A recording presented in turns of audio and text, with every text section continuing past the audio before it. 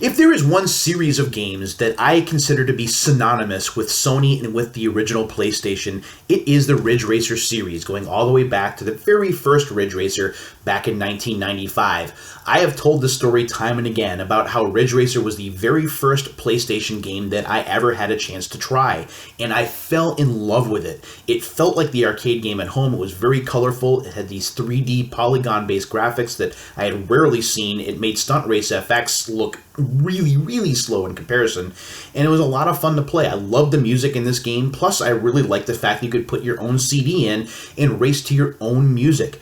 Everything about this game just stands out to me, and I can go back and play it today despite the fact that it's not the deepest game ever and really enjoy myself, not just because of the game, but also because of the memories that it evokes. And of course, Ridge Racer was popular, so it spawned a sequel a year later. This is Ridge Racer Revolution. It's not so much a straight sequel as it is kind of like a Ridge Racer 1.5. Everything looks kind of the same, although the tracks are laid out slightly differently. The music is just a little bit different, but there's enough of a familiarity there that fans of the first game liked what they had here, whereas people who had played the first game and really didn't like it too much didn't find much here to change their mind. This is a game that's kind of, I don't consider it the black sheep of the Ridge Racer family, but it's definitely a game that flew under the radar a little bit and just didn't feel like he stepped forward enough that the series needed to really stay relevant. We did get that a year later with Rage Racer in 1997. One of my favorite games for the PlayStation. This game takes the Ridge Racer formula, makes it a lot deeper for single players, with gaining credits for depending on where you finish in each race, and different tracks opening up at different times of the game, and being able to tune up your car or be able to earn enough credits to get other cars. So there was more depth here. There were more vehicles, more tracks. The music was different. It was more experimental, that electronica, industrial kind of feel, which you either liked or didn't like, depending on your own personal preferences. I wasn't as big a fan of the music as this game as I was in earlier games, but nevertheless, it still stands out to me. And playing this game, I still revisit it time and again because I enjoy playing it. The single player depth to me is the most important part of this game, and something unfortunately that this series never really returned to. Then came 1999, and the game in the series that I think everyone really likes, and a game that opened a lot of eyes back then. This is R4, Ridge Racer Type 4. This game introduced a storyline for Ridge Racer where you're part of a racing team or one of several different racing teams while trying to accumulate all of the cars available in the game to put in your garage, including a really cool Pac-Man car.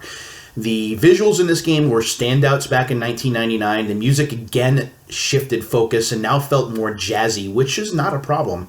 And the full motion video intro for this game has to be seen to be understood. It was just mind-blowing back in 99. And if we're being completely honest, Namco really had the full motion video sequences, the CGI sequences before games down. They all looked really good, and for this game in particular, it really stood out. That wasn't all for the Ridge Racer series, thankfully. In 2000, we got Ridge Racer 5 for the PlayStation 2. This is a launch title, and a darn good one at that. Just like the Turbo Mode disc for Ridge Racer in R4, Ridge Racer 5 plays at 60 frames per second. When playing a racing game, that smooth frame rate makes such a difference. Not to mention the fact that there are some really cool lighting effects in the game, especially when racing into a sunset. It just looks phenomenal. The cars look great. The level of detail is fantastic. The gameplay feels very comfortable and very familiar. There are lots of things to see and do in the game, and it really still stands out even 10 years later as a fantastic game for a fantastic console in the PlayStation 2. And then, well, that was kind of it for Ridge Racer for a while. In fact, Ridge Racer 5 was the last titled Ridge Racer game for the PlayStation 2. Unlike the original PlayStation, which had 4, we only got 1 for the PlayStation 2. Until we got kind of a side story in the topic of this week's episode of Unsealed. When we go to 2003, we got this game, R Racing Evolution, for the PlayStation 2, also available for the Xbox and I believe for the GameCube. This is kind of like a melding or kind of like a gelling together of Ridge Racer and more racing simulation aspected games like your Gran Turismos or your Enthusiasts of the world. This tried to match those two games up, or those two genres up, to create its own entity where it was very playable for fans of Ridge Racer, but at the same time it had that depth that racing simulations tended to have.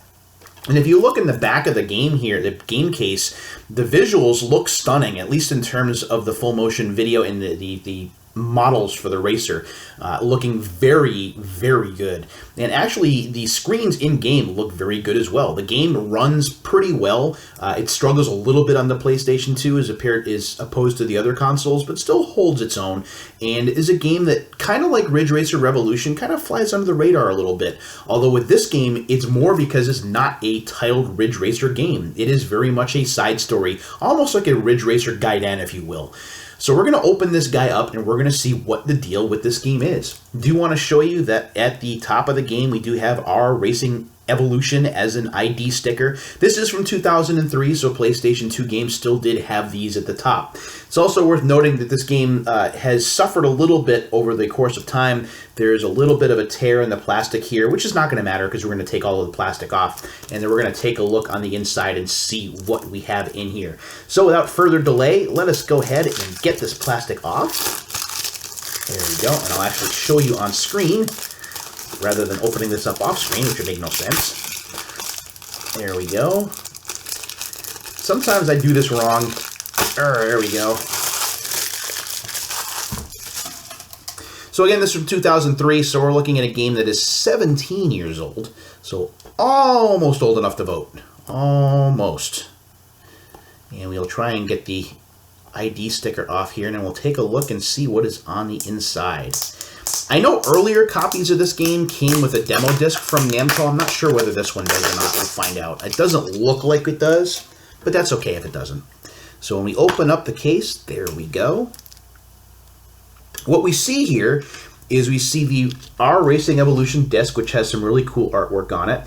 We have an ad here for iNinja, which was published by Namco at the time, and we'll refer back to this maybe a little bit later. And then we have the instruction manual itself, which of course we're going to take out and look at because that's what we do on the show. On the back of the manual, we just have a very simple Our Racing Evolution logo, and on the front, we have the main character of the game, a very nice looking car, and the name of the game itself. When we take a look at the instruction manual, I am very, very happy to tell you that this is in full color. So it looks fantastic, showing off, again, all of the different player models, as well as some other cool things in the game as well. Most of it is just player models and character models, which really do look very good. So we have a storyline here, just like we did with R4. Roar to the finish line. You're about to lose yourself in a teeth-grinding race for track supremacy as you take on your arch-rival Gina. Our Racing Evolution takes you deep into the world of racing. It's many modes of racing excitement, starting with Racing Life and Event Challenge. You can also play Time Attack, Arcade, and Versus. In Garage, you can enjoy movies, replays, and view the cars acquired in other modes. In Racing Life, two tough racers, Rina Hayami and Gina Cavalli, play out their fierce rivalry in a series of breathless races. Their passion for the racing life makes their time on the tracks an experience no one should miss. Both women put their lives on the line when they put the pedal to the metal. Their fast-paced story heats up as other determined racers appear to challenge their track supremacy. So again, you got to look here at the main character and the antagonist there, as well as their racing chiefs. So Racing Life is the main course of this game. It is very story-driven, while at the same time having racing events you can take part in. In Our Racing Evolution, we went all out to deliver the exhilaration and tension that make up a superb racing game. You'll live through the real experiences of a top racer driving the circuits and threading through cities at speeds of over 188 miles an hour, which is 100 miles an hour faster than traveling through time, apparently. All 32 car models have been expertly recreated from the data collection on real cars from all over the world. You'll feel all the real-world features, such as the heaviness of the wheel, the engine activity, and air resistance on the car's body. Reminding me a little bit of Enthusia there, but we'll continue. We took special care to preserve each car's characteristics down to the finest details. Body paint colors include real-life colors and some exciting new colors original to this game, so get the let out and get ready to race. You'll never be satisfied with street-legal games again. I don't know how I feel about that, although the racing experience is certainly different, and the game at least attempts to tell a very interesting story between two foils. And because racing life is where the body of the game is, that's where you'll spend most of your time playing. So there are Rena and Gina.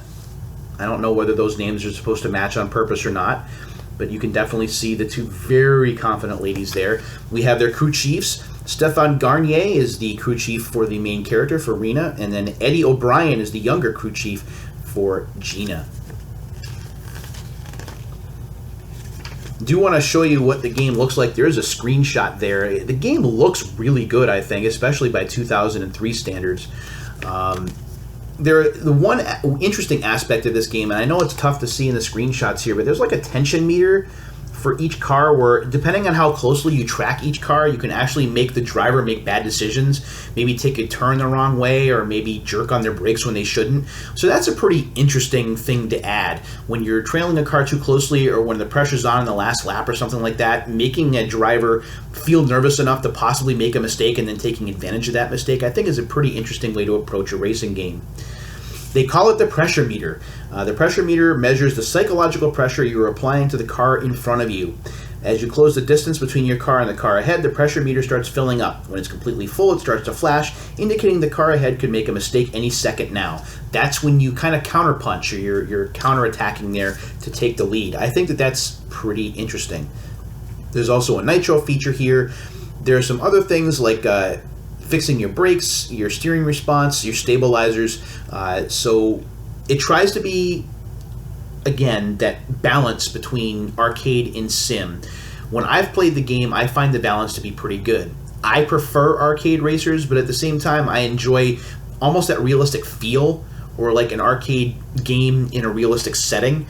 So I think that works pretty well in this particular game. Let's see what other information there is here. There are a whole bunch of different settings that you can adjust in terms of shocks and spring stabilizers, steering response, automatic the like anti-lock brake system, and traction control. So these are things that you'd find in a simulation game, again, like a Gran Turismo or an Enthusiast. So having those in this game, again, makes it a bit more on the real side than the arcade side, but you can adjust those things so the handling feels more like an arcade game than a sim. So this game uses reward points, or RP, for its cash, and you can use those to spend money, apparently. You can also improve by racing against your ghost car, it says, and there are shortcut penalties when you're, I guess there's a, looks like there might be a rally portion of the game. I haven't played this in a long time, by the way, so I really should get around to playing this again soon. And now that I have a new copy, I probably will do just that. I do want to see if there are any information about the cars in the game, since it mentions the fact that it does use real cars. There is a 4:3 or 16:9 ratio option in this game, which is kind of cool. So if you're playing this with a higher definition television, or one that supports widescreen, that is a definite plus. You can adjust the screen. You can use a Logitech GeForce steering wheel, or GT4 steering wheel. Not a big fan of the steering wheels. I'm used to using controllers, but I'm not a hardcore racing fan either. So that's just kind of my thing. They do have real courses in the game, however. Suzuka Circuit is here. Twin Rig Motegi is here. Phillip Island GP Circuit is here. Yokohama is here. The Circuit de Monaco is here. So those are legit, which adds, again, that sense of realism to the game. So there's a bunch of licenses here. It doesn't list in specific what the cars are, but BMW is listed, Audi is listed, Nissan is listed, Peugeot is listed, Volkswagen is listed, Mazda is listed. So they have real cars in the game, which again adds to that sense of realism, and I think is pretty neat. What do I think of the game overall? It's definitely not a Ridge Racer game. It kind of relies on some of that background, but it is definitely more, again, that hybrid between arcade and sim racing, which Ridge Racer was never going to be. Ridge Racer was always an arcade racing game, no matter what it looked like. It didn't use real cars. What I like to compare Racing Evolution to is Ace Combat Joint Assault for the Xbox 360 and the PlayStation 3, I'm trying to think of it. It was an Ace Combat game that wasn't really an Ace Combat game, but it was. It took place in a realistic setting with real planes in real territories, but it was very much Ace Combat through and through, that arcade kind of environment. Of course, with Ace Combat 6 and 7, those went more toward the made-up reality from the Ace Combat games, and this is the same kind of thing. It has those Ridge Racer type roots and mentality going on, but at the same time it wants to be more realistic, adding more realistic things like cars and tracks, and that helps it to walk that line and give it a bit more credibility, and I think that's what makes it interesting. This game is not very expensive, by the way. If you're interested in grabbing it, I think I only paid about $15 for this brand new, and it's worthy to put in your collection regardless of the Generation 6 console that you have. If you have a PlayStation 2, that's fine. If you have an Xbox, I believe it's available for the Xbox. If you have a GameCube, it's definitely available for the GameCube. So I definitely recommend looking into this if you like racing games that, again, try and straddle that line. I think you'll find a lot to like. And real quick before I go here, this is the ad for iNinja, which was published by Namco. I believe that this was developed by Argonaut, which is the same team that did Star Fox. It's a fun little platformer. I believe that GameSack covered this on one of their shows. It's interesting. The character is not like over-the-top attitude or anything like that. He's almost kind of cutesy looking, but at the same time, I think that the platformer does a nice job of being challenging, but at the same time being accessible. And it's a game that you can find for fairly cheap, although it's been coming up in price as of late. So that is it for this episode of Unsealed. I hope you enjoyed it. I'm going to be looking forward to getting into our Racing Evolution sometime in the not-too-distant future, hopefully over Christmas break when I try and catch up on a lot of my gaming stuff. I appreciate you taking the time to watch this and any other episodes of Unsealed or print from the past or repeat that I have put together. Thanks for watching. Take care of yourselves and each other, and we'll do this again really soon. Until that time comes, my friends, see you later.